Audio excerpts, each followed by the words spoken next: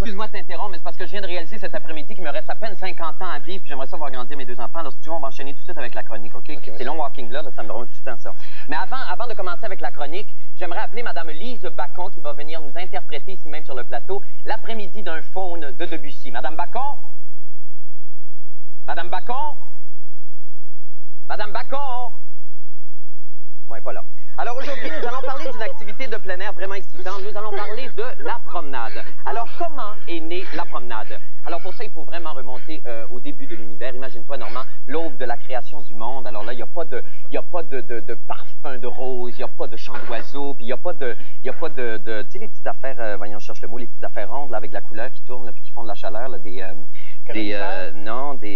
cherche le mot, voyons, des frigidaires. Il n'y a pas de frigidaire, rien. La Terre, le Soleil, les galaxies, Nicole Germain, tout ça forme un immense gruau dégoûtant et dégoulinant que Dieu, dans son immense bonté, brasse avec une cuillère de bois à peu près longue de même.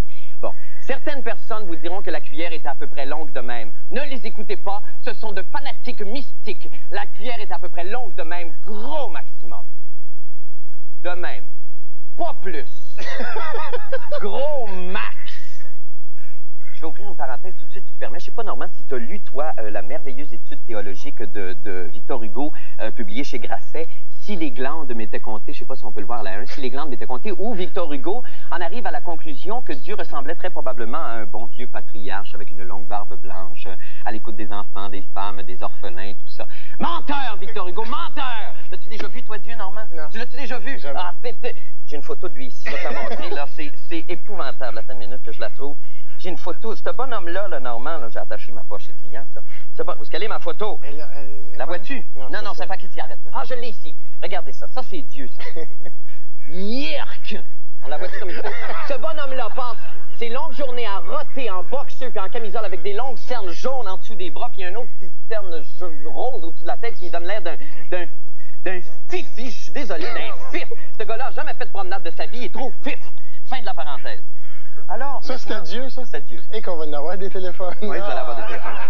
Alors maintenant, faisons un petit pas en avant et plongeons donc de plein pied dans la préhistoire. Alors, l'homme et la femme singe, mus par leur instinct de mobilité, inventeront donc la promenade de façon très circonstancielle. Alors, ça s'est passé comme ça, un dimanche après-midi, l'homme et la femme singe, sans doute pour chasser l'ennui, ont fait pour la première fois, main dans la main, en couple, à peu près comme ceci, le tour de leur grotte. À peu près comme ceci. Ça me fait penser, Normand. As-tu 2 minutes? Ah oui. Je peux-tu te montrer quelque chose? Oui, oui. OK, viens avec moi. Ça sera pas là.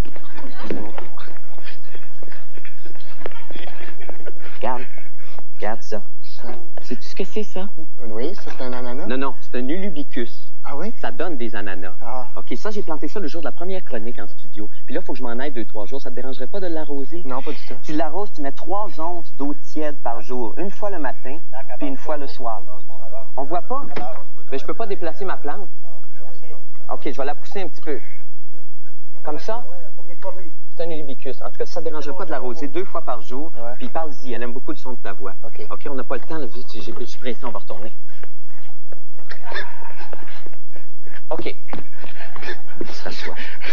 Fin de la première promenade. À la suite, donc, de ces promenades primaires à l'intérieur des grottes, quelques siècles plus tard, certains hommes singes plus téméraires, peut-être, se hasarderont à monter les premiers sur le dos d'un dinosaure et inventeront donc par le fait même la promenade motorisée. Alors l'exercice était très simple, il s'agissait d'enfourcher l'indomptable bête, ensemble qui était le dinosaure, de placer la somme de ses organes génitaux le plus près possible du point G de la bête qui est à la base du cou, et par des mouvements pelviens appropriés, des cris extatiques, inciter la bête à l'envoyer vraiment dans une direction... Je vais être malade. Alors là, évidemment, l'exercice ne manquait pas de piquant, mais comme le dinosaure était réputé pour éliminer abondamment, chaque petite course au dépanneur nécessitait des heures et des heures de pelletage d'excréments au retour, ce qui provoqua, on s'en doute bien, un chaos inconcevable et un retard considérable sur l'invention de la roue et de la porte-patio. Sautons maintenant quelques siècles encore en avant et retrouvons-nous donc soit au début des années 70. À ce moment-là, Normand, chaque Nord-Américain possède son propre véhicule et la seule activité digne de se pratiquer en famille demeure le légendaire Tour de Machine. Toi, je sais pas, Normand, peut-être que dans ton pays, c'était des tours de pirogue, mais ici, au Québec, c'était sacré. Chaque dimanche, toute la famille montait dans une Pontiac Station Wagon Vert Olive avec des ailes blanches et des bumpers chromés et s'envoyait à à la conquête du Grand Nord sur la 117 à 54 000 à l'heure. C'est un souvenir, ça, extraordinaire. Vers 2h, 2h15, les plus jeunes mangent un cornet de crème glacée chez Casavant à Saint-Jérôme, qu'ils vomissent au village du Père Noël à Val-David vers 3h30. Et alors que l'expédition s'achève, et alors que le soleil darde ses derniers rayons sur les montagnes vertes des Laurentides, bang! La voiture heurte quelque chose. Le père, catastrophé, appuie brusquement sur les freins, éteint le moteur et sort en trombe, l'œil inquiet pour inspecter l'objet de la collision. La mère, verte d'appréhension, le nez collé à la vitre, inspecte l'œil hagard de son mari pour attendre le verdict final. Les enfants, qui sommeillaient sur la banquette arrière, se réveillent brusquement et, sentant la catastrophe imminente, sans savoir pourquoi, se mettent à pleurer bruyamment. D'autres véhicules qui suivaient la Pontiac s'immobilisent le long de la chaussée et leurs occupants, sans savoir ce qui s'est passé réellement, exaucent le ciel que ça ne soit pas arrivé. Un ciel, d'ailleurs, qui devient menaçant et gris. C'est la colère des dieux qui monte. Oh, le petit Jésus est pas content, c'est encore la bêtise humaine! Entre-temps, le père s'est mis à quatre pattes et inspecte minutieusement sous chaque roue du véhicule. Ah! La chose est là. L'objet de la collision est là, à 2 pieds devant lui. C'est Yolande.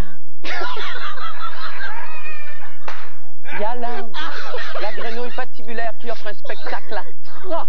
Le père est pris d'un fou rire nerveux qui le surprend lui-même. Il s'arrête et regarde Yolande étendue sur le dos, son abdomen couvert de sang et sa petite patte arrière qui bat frénétiquement la chaussée, comme si elle essayait de suivre la mesure d'une chanson qui va vite, vite, vite, vite, vite, vite, vite, vite. Le père s'approche. Yolande? Yolande? La grenouille à l'air patibulaire n'a pas le temps de répondre qu'elle plonge dans un profond coma. Et c'est alors que les anges qui assistaient à la scène du haut des cieux sortent, déploient leurs petites ailes, sortent avec leurs harpes, leurs lyres et entament de joyeuses mélopées pour préparer l'âme de Yolande à la mort.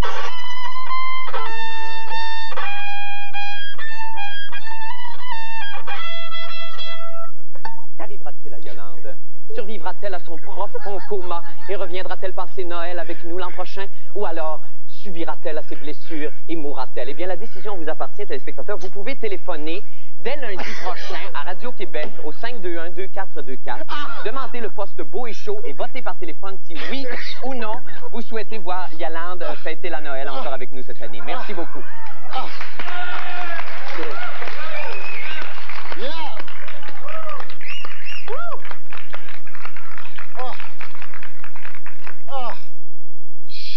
Je suis bouche, mais on écoute c'est Con Alma? C'est ça, Con Alma? Con Alma? Pas dans le sens de